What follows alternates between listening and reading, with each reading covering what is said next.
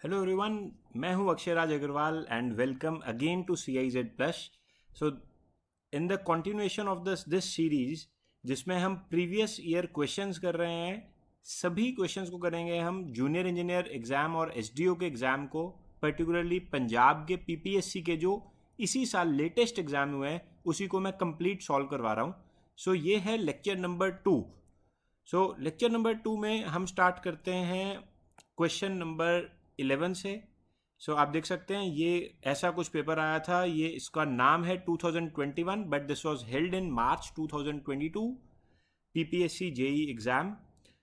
Before I actually proceed with the 11th question in this lecture, मैं बता दूं कि जो भी स्टूडेंट्स पंजाब JE और SDO की प्रिपरेशन करना चाहते हैं they can visit our website CIZplus.com and CIZplus.com पर उनको पंजाब सक्सेस गारंटी पैक मिलेगा जो कि बहुत ही अच्छी प्राइसिंग पर अवेलेबल है, और इसमें सभी रिकॉर्डेड लेक्चर्स अवेलेबल हैं, चाहे वो क्रैश कोर्स के फॉर्म में हो या कॉम्प्रिहेंसिव फॉर्म में हो। एंड मोर ओवर इसमें आपको टेस्ट सीरीज और वर्कबुक भी कॉम्प्लीमेंट्री मिलेगी।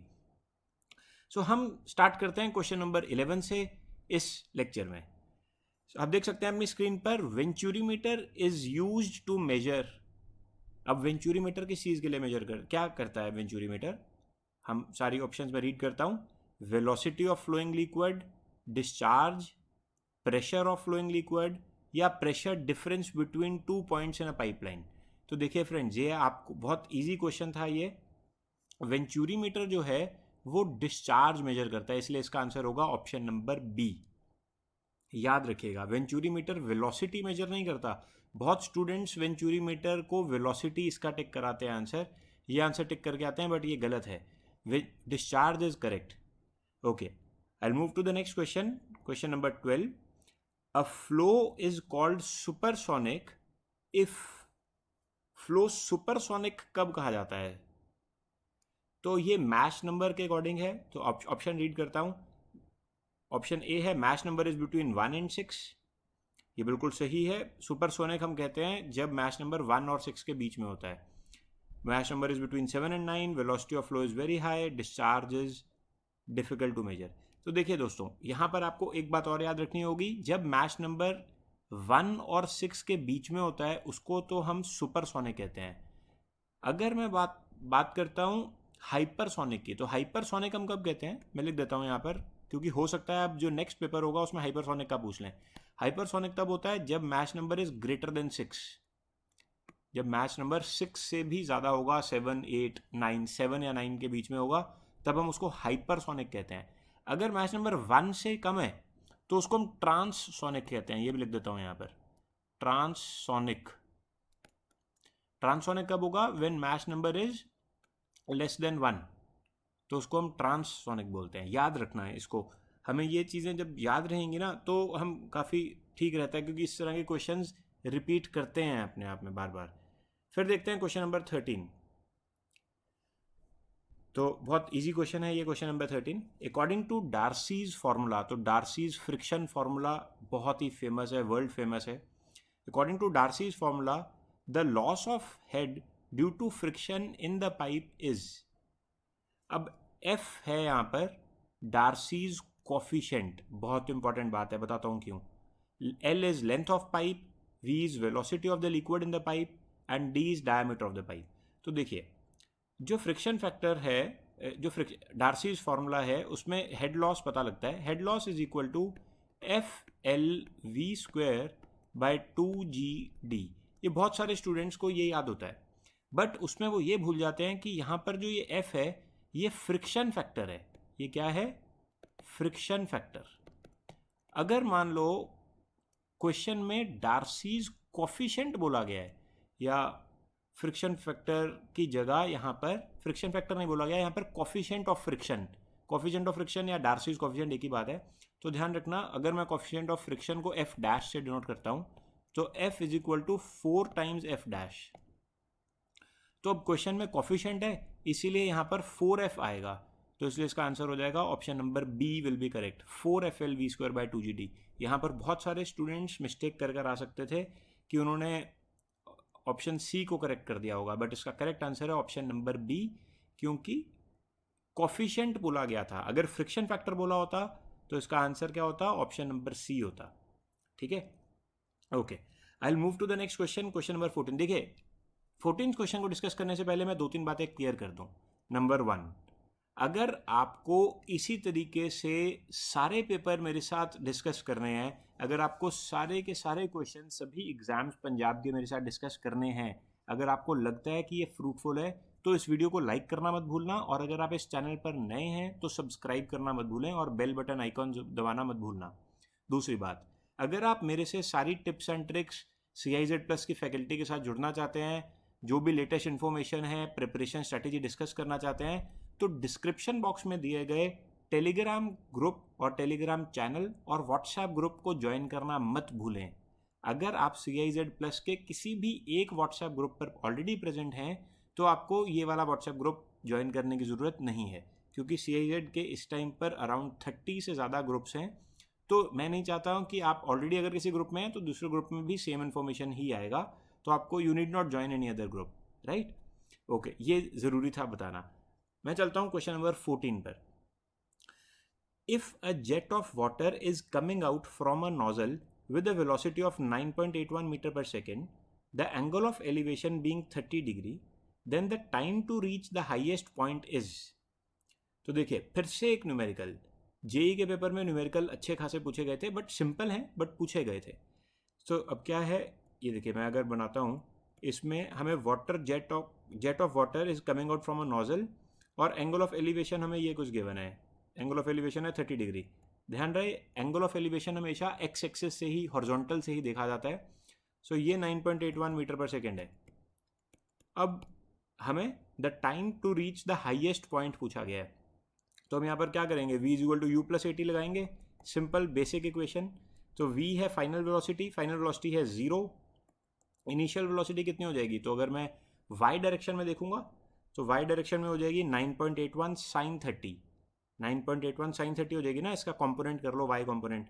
सो 9.81 साइन 30 हो गया 1/2 प्लस, नाउ एक्सेलरेशन नहीं होगा यहाँ पर, रिटार्डेशन होगा, तो इसलिए मैं -9.81 लिख लेता हूँ, और मल्टीप्लाइड बाय, अगर मैं टाइम देखूंगा तो मुझे टाइम ही तो निकालना है, तो यहाँ से मैं टाइम जब इसको सॉल्व करूँगा तो सीधा सीधा दिख रहा है 9.81 कैंसिल हो जाएगा, और टाइम हो जाएगा 1/2 सेकेंड, यानी कि 0.5 सेकेंड। सो आंसर हो जाएगा ऑप्शन नंबर बी।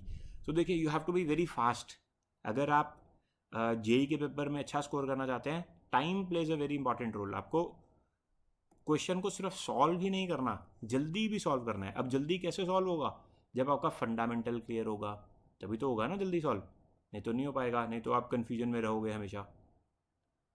ओके, अगर आपको कोई डाउट है कमेंट बॉक्स में ज़रूर कमेंट कर दो, मैं रिप्लाई करूँगा। नेक्स्ट बात करते हैं क्वेश्चन नंबर 15 पर। क्वेश्चन नंबर 15 देखते हैं, the discharge through a 100 millimetre diameter external mouthpiece fitted to the side of a large vessel is this much, इतना डिस्चार्ज है। The head over the mouthpiece when coefficient of discharge CD is this. So अब head पूछा गया है। सो देखिए ये भी ठीक ठाक न्यूमेरिकल है, बेसिक कंसेप्ट आपको पता होना चाहिए। हमें यहाँ पर डिस्चार्ज गिवन है, तो डिस्चार्ज हमें क्यू एक्चुअल कितना गिवन है, this is 0.05948 metre cube per second, this is given to us, and this is equal to coefficient of discharge multiplied by theoretical discharge. जो थ्योरेटिकल डिस्चार्ज कैसे में निकलता है, velocity into area. So area हमें पता है 100 mm, तो मैं इसको SI यूनिट में कर देता हूँ, 0.1 मीटर हो गया ये, दिस इज 0.1 मीटर, तो इसलिए इसको मैं π/4 मल्टीप्लाइड बाय 0.1 स्क्वायर, ये तो हो गया area, multiplied by velocity. Now velocity, how will I find the velocity, velocity होती है √2GH, सो 2GH का अंडर रूट कर दिया। तो अब देखो ये इक्वेशन बन गई ना, यहाँ पर CD आपको गिवन है, CD कितना है 0.855, π/4.1 स्क्वायर इंटू G आपको पता है 9.81, H निकालना था, तो यहाँ से आप H निकाल सकते हैं। अब ये थोड़ा सा क्वेश्चन मैं सरप्राइज हुआ था जेई के पेपर में देखकर, क्योंकि इसमें कैलकुलेटर का इन्वॉल्वमेंट ज़रूरी था, अदरवाइज ऐसे क्वेश्चन को हम सॉल्व कर तो सकते हैं but it will take much more time than allotted, क्योंकि 120 क्वेश्चन होते हैं, 120 मिनट्स होते हैं, तो 1 मिनट फॉर 1 क्वेश्चन होता है। तो ऐसे क्वेश्चन में थोड़ा सा फाइट हो जाता है, बट स्मार्ट वर्क करना होता है। ऐसे क्वेश्चंस को अगर मैं अटेम्प्ट कर रहा हूँ, मेरे हाथ में अगर कैलकुलेटर नहीं होगा तो मैं इसको एंड में करूँगा, इसकी इक्वेशन बनाकर रख लूँगा, बस इसको सॉल्व बाद में करूँगा, क्योंकि इसको सॉल्व करने लगूंगा तो मेरे अराउंड 3-4 मिनट्स निकल जाएंगे एटलीस्ट, अगर कैलकुलेटर नहीं है तो। सो फ्रेंड्स, अगर आप इसको सॉल्व करेंगे कैलकुलेटर से करके देख लो, क्योंकि हमें यहाँ पर बेसिक कंसेप्ट अपना क्लियर करना है। तो एच आ जाएगा 4 मीटर, इसका आंसर है 4 मीटर। बट करना कैसे था, सॉल्व कैसे करना है, दिस यू शुड नो, ये आपको पता होना चाहिए। ठीक है, ओके। थोड़ा फास्ट तो नहीं हो रहा ना, ज़्यादा ऐसा तो नहीं है कि मैं बहुत तेज़ी से कर रहा हूँ। अगर आप ये वीडियो देख रहे हो ना, तो इस क्वेश्चन का आंसर देना रिप्लाई में, कमेंट बॉक्स में। क्वेश्चन क्या है कि ज़्यादा फास्ट तो नहीं मैं पढ़ा रहा, ऐसा तो नहीं है कि मैं बहुत जल्दी जल्दी कर रहा हूँ, या ठीक स्पीड पे कर रहा हूँ, या स्लो कर रहा हूँ। सो फास्ट, मीडियम और स्लो, तो जो भी आपको लगता है उसका रिप्लाई करना, तो मेरे को भी पता लगेगा कि आप ध्यान से सुनते हो, क्योंकि ये मिड ऑफ सेशन में मैंने पूछा है क्वेश्चन। ऑलराइट, चलते हैं क्वेश्चन नंबर 16 पर। क्वेश्चन नंबर 16 देखते हैं। अब ये है स्ट्रीम फंक्शन का क्वेश्चन, स्ट्रीम फंक्शन। ऑलराइट, हम आते हैं, इसको मैं थोड़ा सा छोट, इसको इधर करना चाह रहे हैं। ऑलराइट, ये इरेज कर देते हैं, बेटर रहेगा।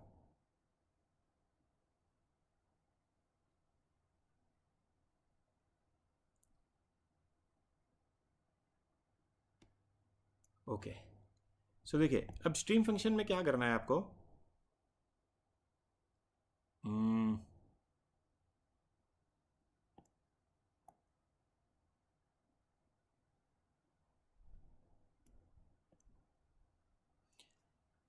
देखिए, stream for a 2 dimensional flow the stream function is given by this psi is equal to 2xy।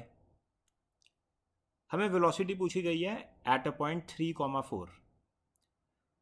So simple, आपको वेलोसिटी का बस फॉर्मूला याद होना चाहिए था यहाँ पर। अगर लेट से कुछ ऐसा है, ये है एक्स एक्सिस, ये है वाई एक्सिस।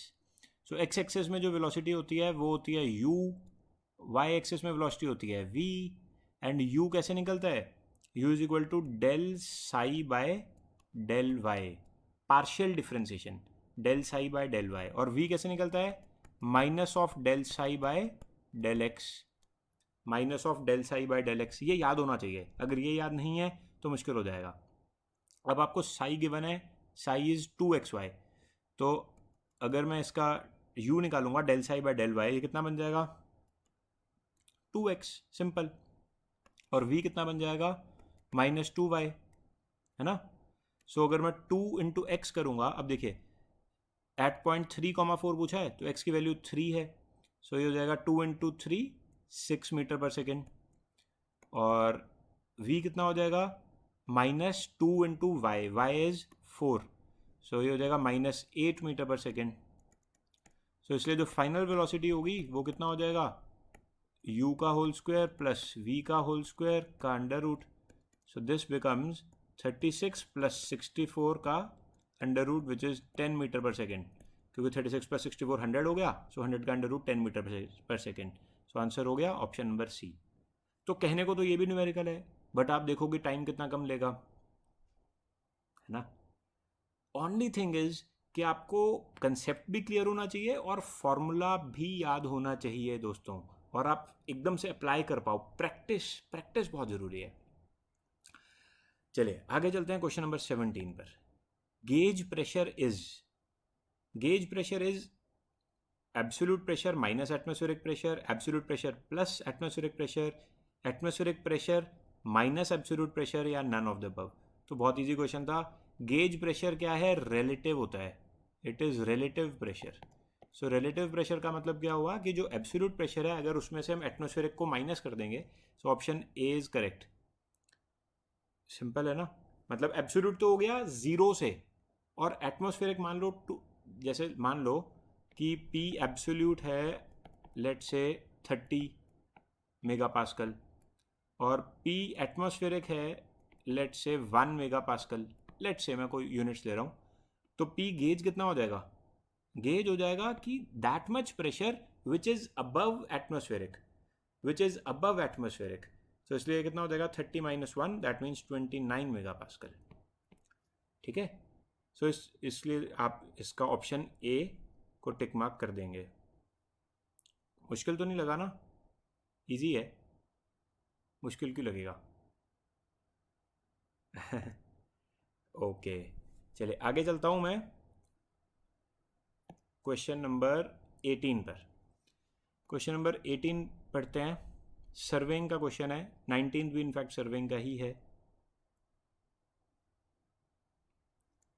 ऑलराइट, सो देखिए हम देखते हैं 18th क्वेश्चन को। If the reduced level